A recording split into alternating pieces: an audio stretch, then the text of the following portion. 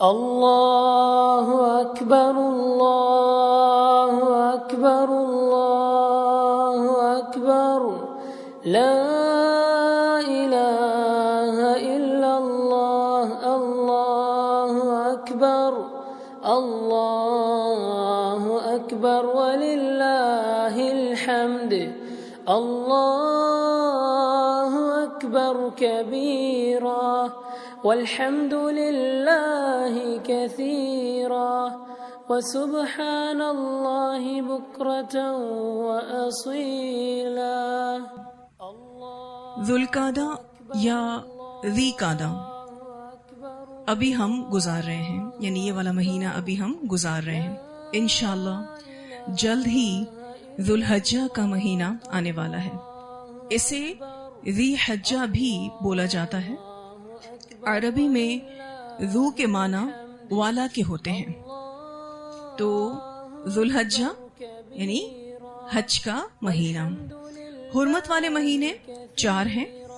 Number 1 رجب، number 2 ذوالقعدہ جو اس وقت ہم گزار رہے ہیں، نمبر 3 ذوالحجہ جو عنقریب شروع ہونے والا ہے، نمبر 4 محرم جو ذوالحجہ کے بعد آئے گا اور یہ اسلامی سال کا پہلا مہینہ ہے۔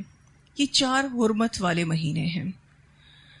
ذوالحجہ کے معنی حج والا مہینہ۔ اس مہینے کی 8 تاریخ سے 13 ذوالحجہ تک حج کے ارکان اور مناسک ادا کیے جاتے ہیں۔ حج اسلام کا 5واں رکن ہے، اور اسی ذوالحجہ کی 10 تاریخ کو عید الاضحیٰ ہوتی ہے، جو کہ مسلمانوں کی دوسری عید ہے۔ ایک عید رمضان کے بعد 1 شوال کو آتی ہے، یعنی عید الفطر، اور یہ دوسری عید ہے عید الاضحیٰ، جس میں مسلمان عید کی نماز ادا کرتے ہیں، پھر اللہ کے حکم سے قربانیاں کرتے ہیں۔ جب عید الاضحیٰ آنے والی ہوتی ہے تو ہم عید کے دن کی تیاری کے بارے میں سوچتے ہیں، جانور کی خریداری کے بارے میں صاحب وسعت لوگوں کی گفتگو ہوتی ہے کہ جانور کیسا ہو، کون سا ہو، وغیرہ وغیرہ۔ اس طرح کی پلاننگ کرنا غلط نہیں ہے، یعنی آپ اس طرح کی پلاننگز کر سکتے ہیں، لیکن عشرہ ذوالحجہ میں ہمیں اور کیا کرنا چاہیے؟ اس عشرے کی کیا اہمیت ہے، اس کی کیا فضیلت ہے، اس کے بارے میں ہمیں معلوم ہونا چاہیے تاکہ ہم اس کے مطابق عمل کر سکیں۔ اس لیے پہلے ہم عشرہ ذوالحجہ کی اہمیت پر بات کر لیتے ہیں۔ رمضان المبارک کے بعد ذوالحجہ کا مہینہ اسلامی مہینوں میں بہت اہم ہے۔ حرمت والے اس مہینے کا پہلا عشرہ یعنی پہلے 10 دن نیکیوں اور اجر و ثواب کے اعتبار سے عام دنوں کے مقابلے میں بہت اہم ہے۔ ان دنوں کی فضیلت قرآن اور احادیث دونوں سے ثابت ہے۔ قرآن مجید میں اللہ تعالیٰ نے ذوالحجہ کی پہلی 10 راتوں کی قسم کھائی۔ سورۃ الفجر آیت نمبر 1 اور 2، والفجر ولیال عشر، قسم ہے فجر کی اور 10 راتوں کی۔ مفسرین کے نزدیک لیال عشر سے مراد ذوالحجہ کی ابتدائی 10 راتیں ہیں۔ ان 10 دنوں میں کثرت سے اللہ کا ذکر کرنے کا حکم ہے۔ سورۃ الحج آیت نمبر 28 میں اللہ سبحانہ تعالیٰ فرماتے ہیں وَيَذْكُرُ اسْمَ اللَّهِ فِي أَيَّامٍ مَعْلُومَاتٍ، اور معلوم دنوں میں اللہ کا نام یاد کریں۔ حضرت ابن عباس رضی اللہ تعالیٰ عنہما سے روایت ہے کہ ان معلوم دنوں سے مراد عشرہ ذوالحجہ کے 10 دن ہیں۔ اسے بخاری نے روایت کیا ہے۔ رسول اللہ صلی اللہ علیہ وسلم نے فرمایا کسی بھی دن کا کیا ہوا عمل اللہ کو ان 10 دنوں میں کیے ہوئے عمل سے زیادہ محبوب نہیں۔ صحابہ کرام رضی اللہ عنہم نے پوچھا اے اللہ کے رسول صلی اللہ علیہ وسلم، جہاد فی سبیل اللہ سے بھی زیادہ؟ یعنی جہاد فی سبیل اللہ بھی نہیں؟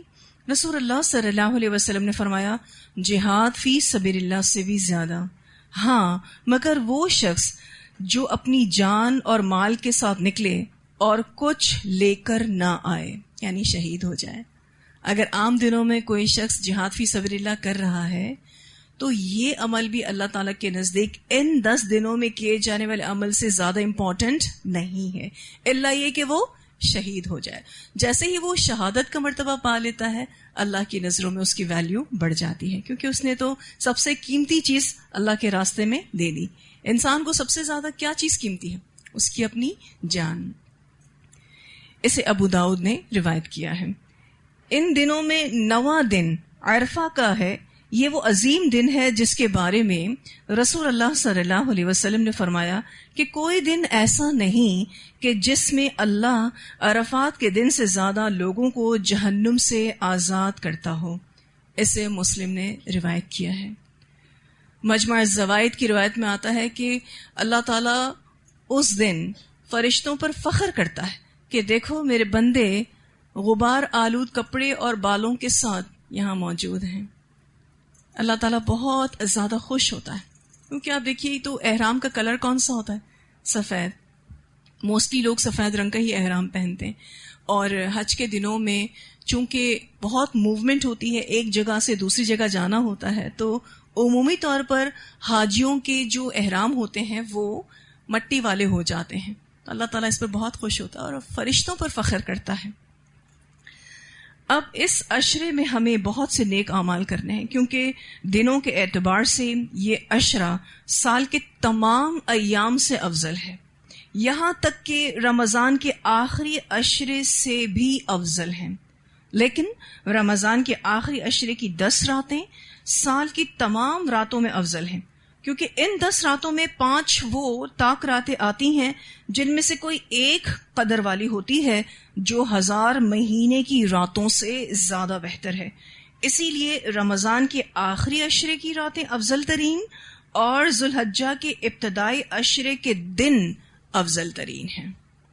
ٹھیک ہے، پورے سال میں سب سے بیسٹ دن ذوالحجہ کے عشرے کے یہ دن ہیں، اور سب سے بیسٹ راتیں رمضان کے آخری عشرے کی راتیں ہیں. امام ابن تیمیہ رحمہ اللہ فرماتے ہیں دنوں میں افضلیت ذوالحجہ کے پہلے عشرے کی ہے اور راتوں میں افضلیت رمضان کے آخری عشرے کی ہے. اب نیک اعمال میں سب سے ٹاپ آف دا لسٹ اللہ سبحانہ تعالیٰ کا ذکر کرنا، جیسا کہ حدیث میں آتا ہے. آپ صلی اللہ علیہ وسلم نے فرمایا کوئی دن اللہ کے ہاں ان 10 دنوں سے زیادہ عظمت والا نہیں، اور نہ ہی کسی دن کا عمل اللہ کو ان 10 دنوں کے عمل سے زیادہ محبوب ہے.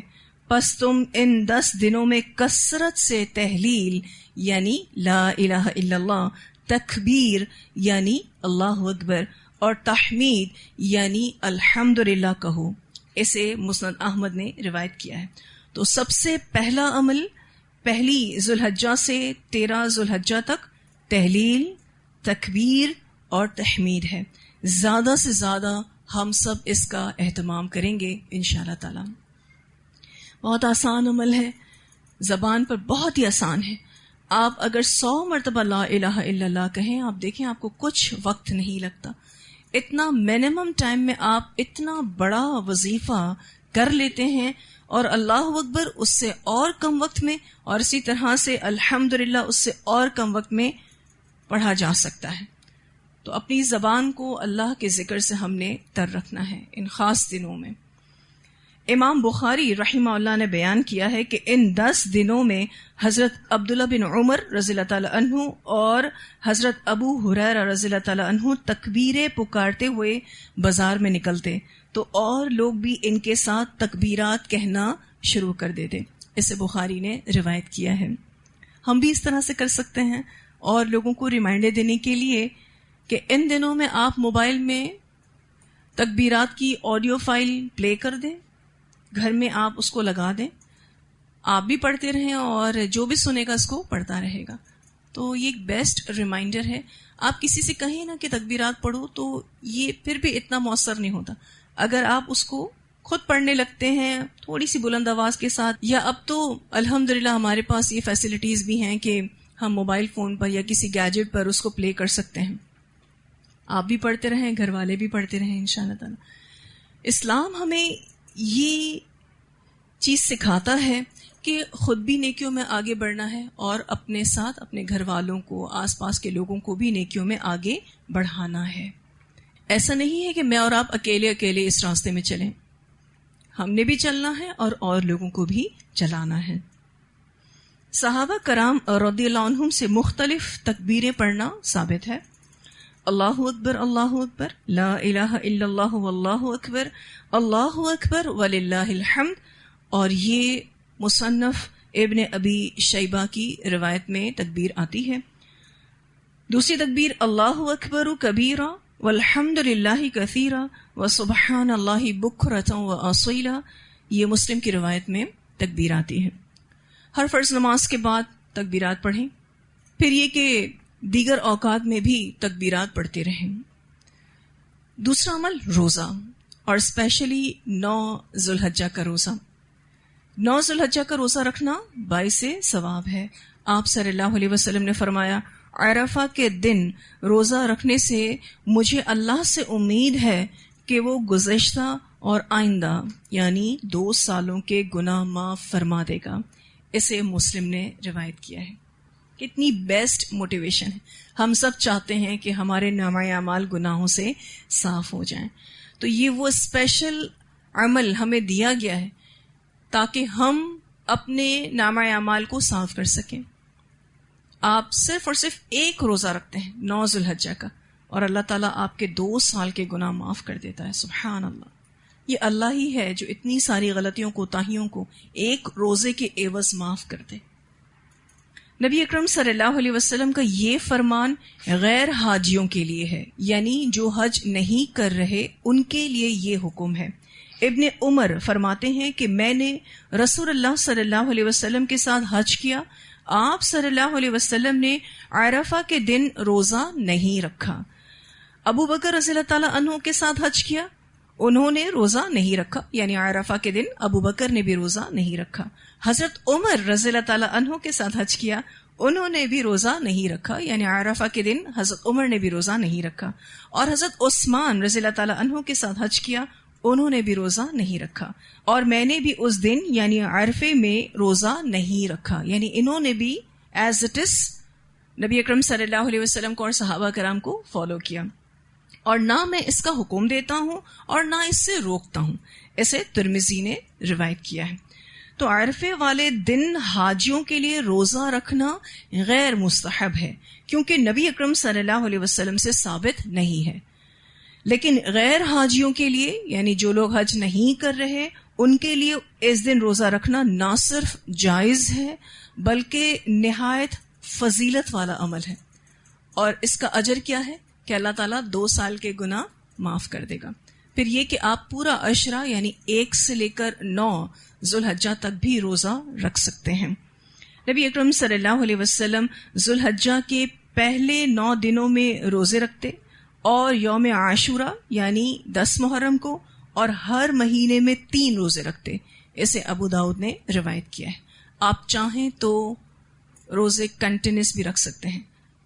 پہلی ذو الحجہ سے شروع کریں اور کب ختم کریں 9 ذو الحجہ تک، ٹھیک ہے. لیکن اگر آپ پورے 9 روزے نہیں رکھ سکتے تو ان دنوں میں پیر اور جمعرات اگر آ رہی ہے تو آپ اس میں روزہ رکھ لیں. لیکن یہ کہ 9 ذو الحجہ کا روزہ جو ہے وہ مس نہیں کرنا ہے، ٹھیک ہے. اور روزہ ایک ایسی عبادت ہے کہ آپ لمحہ لمحہ اللہ سبحانہ تعالیٰ کی عبادت کی حالت میں ہوتے ہیں. اور اللہ سبحانہ تعالیٰ نے ویسے بھی اس عمل کو اپنے لیے خاص کہا ہے کہ یہ روزہ میرے لیے ہے اور میں ہی اس کا اجر دوں گا. بہت سارے لوگ اس بات کو لے کر پریشان ہوتے ہیں کہ ہمارے لیے یوم عرفہ کون سا ہوگا. کیا ہمارے لیے 9 ذو الحجہ وہ ہے یا یوم عرفہ کا دن وہ ہے جس دن سعودی عرب میں یوم عرفہ ہے؟ تو ایسا نہیں ہے. جب ہم عید الفطر، عید الاضحیٰ، رمضان کا آغاز اپنے ملک کے حساب سے کرتے ہیں، بالکل اسی طرح سے آپ کے لیے 9 ذو الحجہ یعنی عرفہ کے دن آپ کے ملک کے حساب سے ہوگا. اگر آپ 8 ذی الحجہ یعنی آپ کے ملک کے حساب سے اور سعودی عرب میں وہ 9 ذی الحجہ ہوتی ہے اس دن بھی روزہ رکھتے ہیں تو کوئی مذائقہ نہیں، کیونکہ آپ ذی الحجہ کے اس عشرے میں 1 سے زائد روزے رکھ سکتے ہیں. لیکن آپ کے لیے عرفہ کا دن کب ہے جب آپ کے ملک میں 9 ذوالحجہ ہے. ٹھیک ہے, تو اس بارے میں کنفیوز ہونے کی بالکل بھی ضرورت نہیں ہے, کیونکہ آپ دیکھیے کہ باقی دیگر عبادات بھی ہم اپنے ہی ملک کے حساب سے کر رہے ہوتے ہیں. ایکچولی اس دن سارے حاجی عرفات کے میدان میں ہوتے ہیں, اور ہمارے ہاں 8 ذوالحجہ ہوتی ہے, تو لوگ کنفیوز ہو جاتے ہیں کہ عرفہ کے دن پھر کون سا ہے. ہم تو دوسرے دن روزہ رکھیں گے, اور عرفات کا دن جو سعودی عرب میں مکہ مکرمہ میں جو ہو رہا ہے وہ تو ختم ہو جائے گا.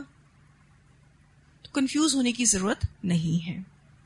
پھر یہ کہ نوافل کا اہتمام کریں, تہجد پڑھیں, اشراق پڑھیں, چاشت پڑھیں, دیگر اور بھی نوافل پڑھیں, اللہ تعالیٰ کا شکر ادا کرنے کے لیے, اللہ سے معافی مانگنے کے لیے. بہت ہی بہترین عبادت ہے, کیونکہ فرائض کی زندگی تو بہت سارے لوگ جیتے ہیں.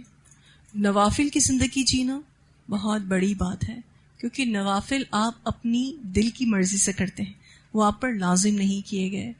تو نوافل کا اہتمام کریں دل کی خوشی کے ساتھ. بے شمار احادیث ملتی ہیں جس کا بھی وقت نہیں ہے, لیکن چاشت کی اپنی ہی فضیلت ہے, اشراق کی اپنی فضیلت ہے. اسی طرح سے تہجد تو قرب الہی کا ذریعہ ہے, اس کا ذکر تو قرآن پاک میں بھی آتا ہے. پھر یہ کہ حقوق العباد کا خیال کریں, خاص طور پر ان دنوں میں, کیونکہ اسپیشل دن ہے نا, تو زیادہ خیال کرنا پڑے گا. پھر اسی طرح سے صلہ رحمی کریں. اللہ اگر موقع دے تو اس عشرے میں خاص الخاص کوئی نہ کوئی صلہ رحمی کریں, اپنے رشتہ ناتوں کو یاد رکھیں, ان کو تحفے تحائف دیں, ان سے محبت کے ساتھ ملیں. پھر یہ کہ مزید اذکار کریں, مثلا درود پاک ہے, صبح و شام کے اذکار ہیں, رات کے اذکار ہیں, کثرت سے استغفار کریں, رات کو سونے سے پہلے اذکار کریں, صبح جب اٹھیں تو سو کر اٹھنے والے اذکار الگ ہوتے ہیں وہ کریں. بہت اسپیشل دن ہے, اپنا ٹائم بالکل بھی ضائع مت کیجیے گا, کیونکہ اللہ تعالیٰ نے آپ کو یہ عشرہ دیا ہے اور یہ بتا دیا ہے کہ جو بھی آپ نیکی کا عمل کریں گے وہ اللہ کے نزدیک بہت فیوریٹ ہے. قرآن پاک کی تلاوت زیادہ سے زیادہ کریں, کوئی ٹارگٹ ضرور سیٹ کر لیں.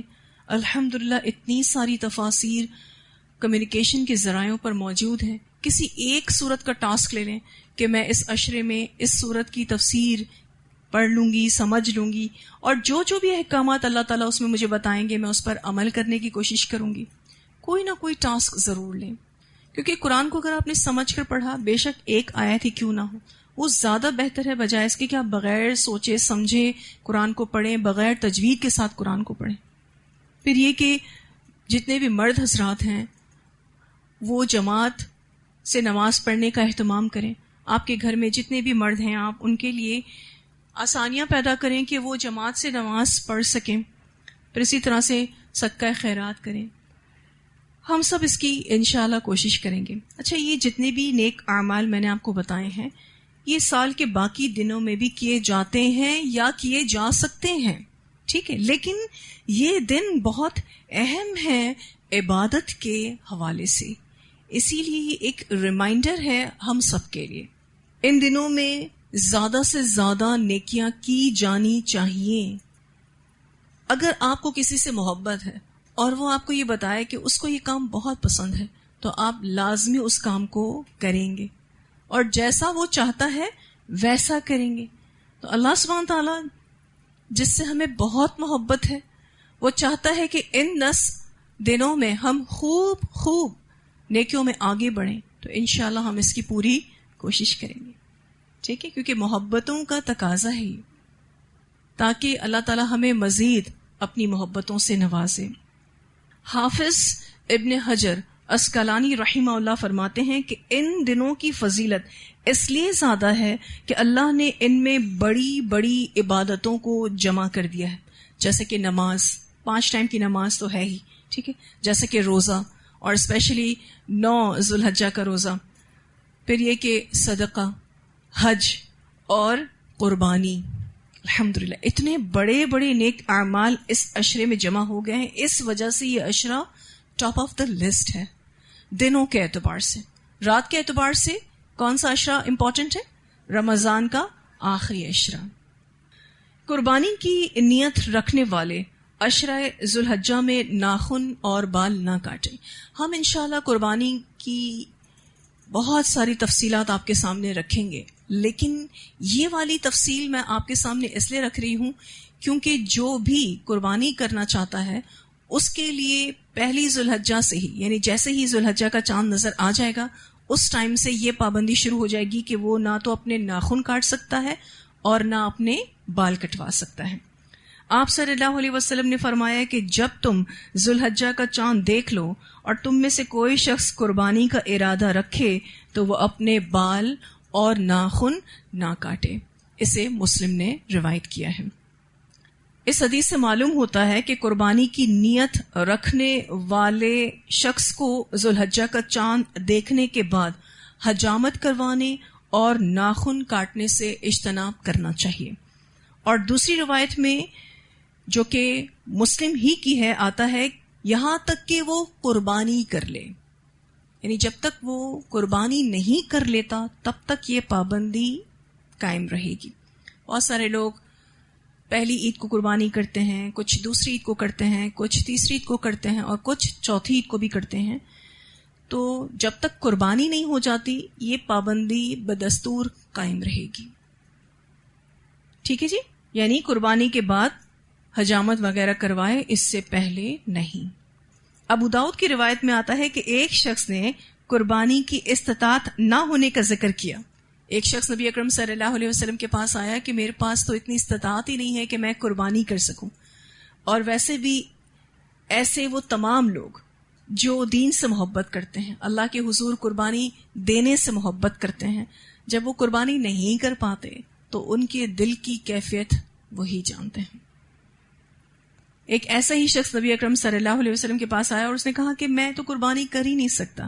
آپ صلی اللہ علیہ وسلم نے اس سے فرمایا تم 10 ذوالحجہ کو اپنے بال بنوا لینا، ناخن تراش لینا، مونچھیں کٹوا لینا اور زیر ناف بال صاف کر لینا، یہی عند اللہ یعنی اللہ کے نزدیک تمہاری قربانی ہوگی. ٹھیک ہے، جو لوگ قربانی نہیں کر پاتے وہ یہ کر سکتے ہیں، یعنی وہ تمام پابندیاں جو حاجیوں پر یا قربانی کرنے والوں پر ہوتی ہے، اگر کوئی قربانی نہیں کر رہا وہ ان تمام پابندیوں کو فالو کرے تو یہ اللہ کے نزدیک اس کی قربانی ہوگی. یہ ہے اللہ تعالیٰ. کوئی بندہ عمل کرنا چاہتا ہے لیکن کر نہیں پاتا ہے تو اس کی نیت کی وجہ سے آپ دیکھیے کہ اس کو وہی عمل کا ثواب ملتا ہے. آج ہم میں سے کتنے لوگ پریشان ہو رہے ہوتے ہیں اس بات کو لے کر کہ ہم قربانی نہیں کر پاتے، ہم کیوں محروم ہیں. وہ شکوہ شکایات پر آ جاتے ہیں، ناشکری پر آ جاتے ہیں، مایوسی کی طرف چلے جاتے ہیں، احساس کمتری کا شکار ہو جاتے ہیں. جب وہ دوسروں کے جانور آتا دیکھتے ہیں تو ان کا دل چھوٹا پڑ جاتا ہے. تو ایسا نہیں سوچنا چاہیے. کسی کو اللہ تعالیٰ نے دے کر آزمایا ہے اور کسی کو اللہ تعالیٰ نے لے کر آزمایا ہے. جو بھی اللہ تعالیٰ نے ہمیں حالات دیے ہیں ہمارا فرض بنتا ہے کہ ہم اس میں اپنے رب کی رضا کے ساتھ راضی رہیں اور جو عمل ہم کر سکتے ہیں ہم وہ کریں. اس کے بعد اللہ سبحانہ تعالیٰ بھی آپ کو کچھ بھی نہیں کہے گا. ایسا تھوڑی نہ ہے کہ اللہ تعالیٰ آپ کو ذمہ دار ٹھہرائیں گے. پھر یہ کہ آپ کی کوشش ہونی چاہیے کہ آپ قربانی کریں. اس کے لیے آپ پورے سال پیسے جمع کر سکتے ہیں جیسے ہم دیگر چیزوں کے لیے پیسے جمع کرتے ہیں، تو قربانی کے لیے پیسے جمع کریں. ضروری تھوڑی نہ ہے کہ آپ پورا جانور لیں. اللہ سبحانہ تعالیٰ نے الحمدللہ ایک جانور میں یعنی ایک گائے میں 7 حصے رکھے ہیں. آپ کوئی ایک حصہ لے سکتے ہیں اور ایک حصہ آپ کی پوری فیملی کے لیے کافی ہے. انشاءاللہ ہم اس پر تفصیل سے بات کریں گے، لیکن یہ کہ ہم چاہتے ہیں کہ اچھے سے قربانی کریں، پورا جانور لے کر آئیں. ایک حصہ دینا ہمیں اچھا نہیں لگتا. حالانکہ کہیں بھی اگر اجتماعی قربانی ہو رہی ہے آپ ایک حصہ ڈال کر بھی اجر و ثواب کما سکتے ہیں. آپ کی پوری فیملی کی طرف سے قربانی اللہ ایکسیپٹ کرتا ہے. یہ بھی اللہ تعالیٰ کی بلیسنگ ہے. تو آج ہم نے عشرہ ذوالحجہ کی اہمیت اور فضیلت کے بارے میں جانا ہے. انشاءاللہ اگلی کلاس میں عید الاضحیٰ، قربانی، مقاصد قربانی، احکام قربانی، فضیلت قربانی اور عید کے دن کرنے والے کاموں کے بارے میں پڑھیں گے انشاءاللہ تعالی.